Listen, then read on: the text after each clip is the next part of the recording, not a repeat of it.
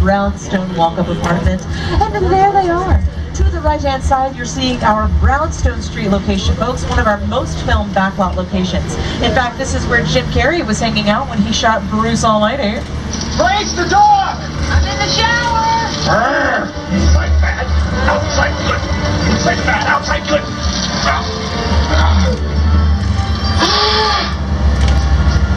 Oh, you're done now. Great. B-E-A-U. Beautiful indeed. Look to your left-hand side, folks. Now you're seeing our Brownstone Street location. It's had some nice plants added to it and some park benches and bicycles, because this is the area that they are prepping for some shooting for the Mindy project starring Mindy Kaling. So you guys are getting a chance to see our production personnel all coming together and recreating some of our lovely New York City right here in our Brownstone Street location. Well, we're moving on into a deeper part of New York, folks. That's right. Welcome to New York Street, right here on this street, New York Street. And my co-host, Jimmy Fallon, he is no stranger to New York. Oh no, in fact, it's where he shoots The Tonight Show starring Jimmy Fallon, and I think he's out there on the streets of New York with a few words. Hey everyone, welcome to New York. I got my start right here in New York on Saturday. Looking for the DeLorean. The DeLorean is located in the NBC Universal Experience on the lower lot of the theme park. So we do have some other cars from Back to the Future, including some Fast and Furious cars, folks. Oh, this is the newer one. Now, our Fast and Furious franchise is incredibly successful. Fast and Furious 6 was our largest opening in Universal history, and Fast and Furious 7 is set to be released next year.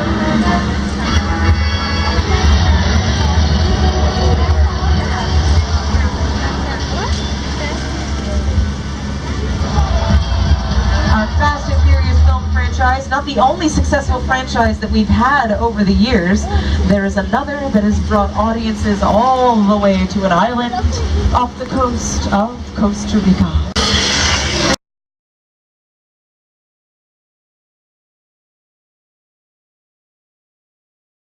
That's your forecast for today. Now here's a look at what's going on in your neck of the woods. Oh, that's much nicer. A lovely little rainstorm. Just warmer. Here it is, folks. Very simply, we recreate a rainstorm just by setting a sprinkler system out over a scene. We'll turn on the water, and then it'll fall down to the earth naturally.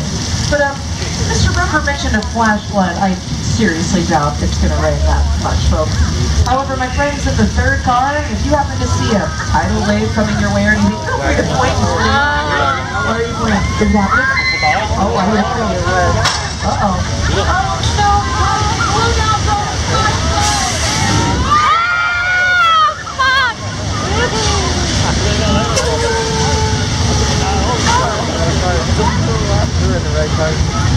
Bravo, teammates. I am proud of this tram. That was very, very powerful. Take a look at the scene from Big Fat Liar starring Frankie Muniz and Paul Giamatti. You didn't get to see I like how you ran back. You're on camera in a film.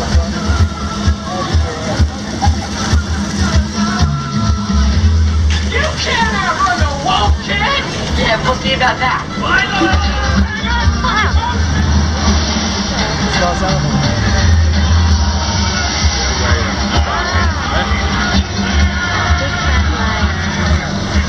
I haven't watched that. The stars at night are big and bright, deep in my heart of Texas. Here we are, folks, into 6 Points, Texas. All of these western sets that you're seeing on either side of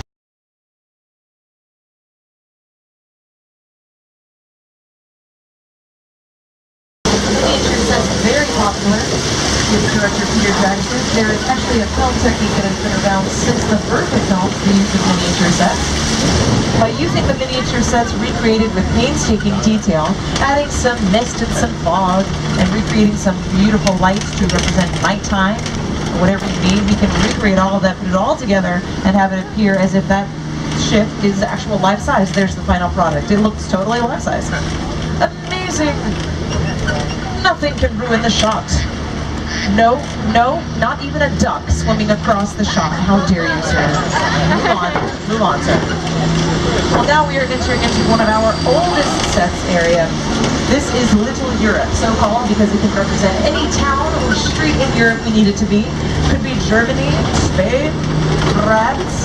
Now, over 90 years ago, Universal Studios created the monster movie genre of films with such classic movies like Dracula, The Bride of Frankenstein, Frankenstein meets the werewolf, and The Invisible Man. All those classic monster films shot right here on these cobblestone streets. However, these streets are still being used in filmmaking today. This was Port Royal and Tortuga for the Pirates of the Caribbean, Curse of the Black Pearl starring Johnny Depp. Over to your right-hand side now, folks. This is probably one of the oldest areas right here. This open courtyard is referred to as the Court of Miracles. It was built in 1923 for The Hunchback of Notre Dame, starring Lon Chaney. So 1923 has been around for quite a long time. Now, one of the reasons those films became so iconic to us today is the use of the makeup. The makeup in all of those monster films is thanks to a genius of makeup, Mr. Jack Pierce. There he is. This is the mastermind behind all of those classic monster faces like Frankenstein and Dracula. Now remember, folks, he's recreating a lot of these monster faces at a time when they did not have prosthetics or latex makeup. So he's doing it all with basically stage makeup, which is a lot of pancake oil-based makeup. He's being very creative with that. It's the wonderful Jack Pierce there, folks. Well, look to your left-hand side. You're going to be seeing some sets from Home and Family on the Hallmark Channel, starring Mark Sinus and Christina Ferrari. Now, they do shoot Monday through Friday, so right now they're on their weekend break. You're getting a look at some of the sets used in that great TV show.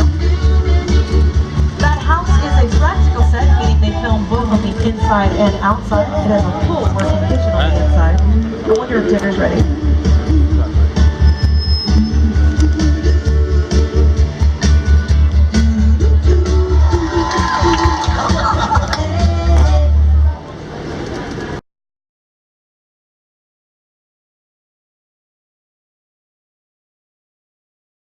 Right in a big neighborhood, because it's just something you don't see. You're doing good. You're doing great. Listen to me. Listen to me. Listen to your close your eyes, okay? Just got them closed.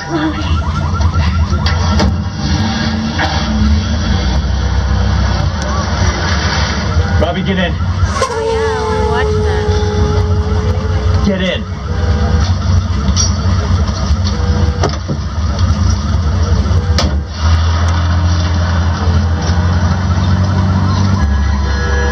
That is an actual airplane, folks. It cost filmmakers about $60,000 to purchase the plane and $120,000 just to have it shipped over here. Shipping always gets you in the end. Look to your left-hand side, folks. Through these trees and a little bit forward, you're going to be seeing a large flat blue wall. That area is known as Falls Lake. It was built in 1987 for Jaws the Revenge. And since then, it's been a wonderful location for filmmakers to put two really big elements